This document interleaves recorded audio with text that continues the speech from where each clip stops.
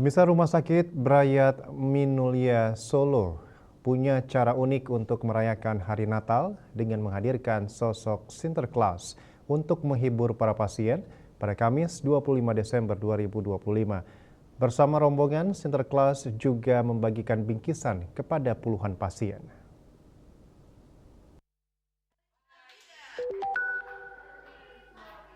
Rumah Sakit Brayat Minulya Solo punya cara unik untuk merayakan Natal dengan menghadirkan Sinterklas untuk menghibur para pasien pada Rabu 25 Desember 2025.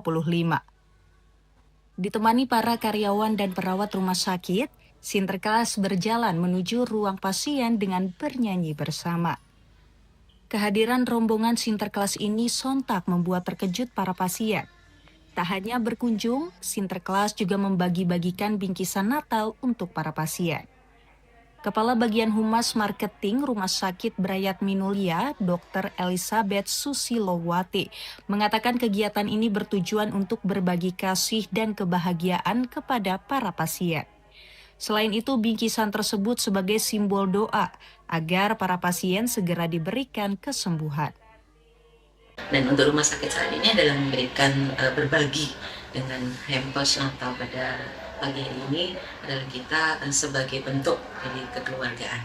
Jadi sama dengan menghadirkan Allah di tengah keluarga besar kita, terutama keluarga besar dari pasien di Rumah Sakit Brayat Minulya Surakarta supaya segera diberikan pemulihan dalam kesehatannya dan bisa kembali berkumpul dengan keluarga mereka masing-masing. Saya ikut bahagia bisa melaksanakan hari raya Natal ini. hari raya Natal dan tahun baru.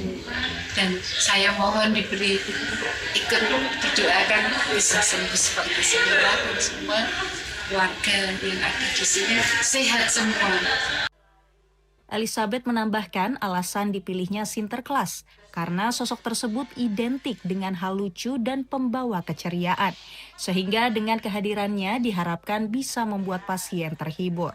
Dari Solo, Jawa Tengah, Denik Apriani, Kantor Berita Antara, mewartakan.